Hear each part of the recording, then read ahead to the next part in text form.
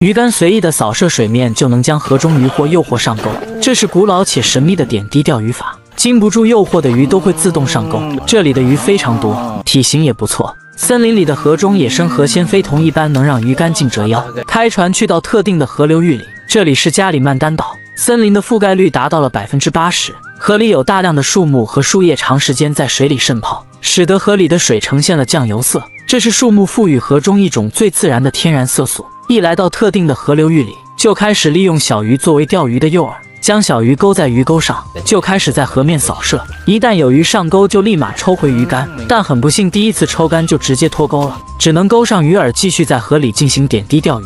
这样的钓鱼方法不会错过每一个角落的渔获，也更容易吸引河中渔获狩猎的野心。有渔获咬钩时立马抽竿，抽竿的力度显然有点大。在收回鱼竿的过程中，鱼竟然又脱钩了。掌舵船只方向的小哥也忍不住笑了。钓鱼的过程中竟然抓到了一只小松鼠，为了挽回自己的面子，库里拉只能硬着头皮继续在河中下钓。这里的鱼类资源非常的丰富，而他们使用的钓具是最原始的，用不了多久河中就有鱼抢食。这次抽竿的力度刚好合适，这是库里拉今天第一条钓到的鱼饵，钓上来的是一条黑鱼。这种黑鱼最适合在这种河流里生存，被掰直的鱼钩只能用牙齿将其掰回原样，钩上小鱼继续在河里下钓。这种传统的钓鱼是他们祖先世世代代遗传下来的一种古老钓鱼法，也是他们在森林里维持生活的一种生存方式。虽然时不时有鱼咬钩，但上钩的命中率非常低。原始枯燥无味的生活让他们养一些小宠物来丰富自己的生活。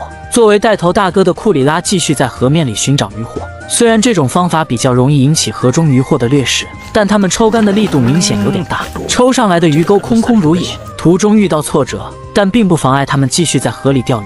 鱼钩划过之处，一旦水下有鱼，就会立马激起鱼儿掠食的野性。库里拉学聪明了，等待鱼儿咬钩1秒左右后才抽竿，一条半斤8两的鱼儿就到手了。这种黑鱼属于底栖肉食凶猛性鱼类，只有这种钓鱼方法才能激起它的掠食。很明显，库里拉的钓鱼经验并不咋地，掌握船只方向的兄弟也无眼看下去，利用细长的竹竿为钓取河中的渔获提供了安静的环境。一旦有鱼迅速的咬钩，大大缩短了中鱼的时间，体型小的黑鱼都会当场释放，勾上小鱼后继续在河中钓鱼。这种以小博大的钓鱼方法并不罕见。现代的路亚钓鱼和这种钓鱼法原理基本一样，路亚钓鱼用的诱饵却是不讲武德的仿生诱饵，而他们用的却是真诱饵。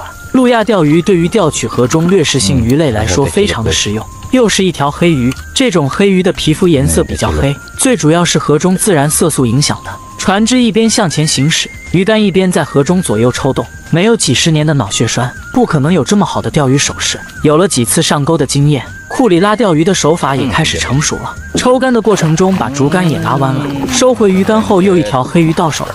鱼的皮肤颜色绚丽多彩。这种传统古老的钓鱼方法好处在于能自由行驶中抽竿，同时不会错过河中每一个角落。虽然有了几次成功的经验，这次还是失败了。竹竿的末端绑着只有10厘米长的鱼绳，这是为快速的抛竿和收竿做准备，防止鱼绳纠缠浪费的时间。这种点滴钓鱼法模仿昆虫掉进水里，从而达到引诱鱼儿掠食的效果。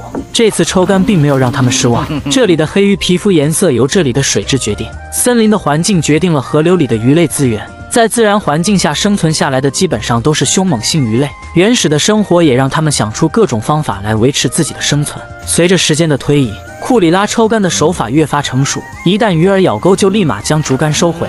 又是一条黑鱼，森林的河流域里基本上是黑鱼主导者，它们平时喜欢生活在沿岸泥底水草丛生的浅水区，子鱼以浮游动物为食，长大后会以水生昆虫、小鱼小虾为主食。这种钓鱼方法看起来非常简单，但操作起来只能依靠经验积累。成熟的经验让库里拉上鱼的速度接连不断，但这种只有半斤8两的黑鱼只能将其放生，快速的将整个水面扫射，以达到快速锁定鱼获所在的位置。一旦锁定鱼获所在的位置，就快速的在同一位置抽竿，直到鱼儿咬钩。抽竿和收竿一气呵成，但上货的黑鱼体型并没有达标，只能无罪释放。钩上小鱼后，继续在河面里甩动鱼竿。黑鱼一旦发现有食物，就会进行追钩。库里拉连续的诱惑让河中的黑鱼饥渴难耐，虽然错过黑鱼咬钩，但这里的资源并没有让他们失望。在河边的一个小角落里，咬钩1秒左右抽竿，此时的黑鱼也猝不及防，只能任由渔民摆布。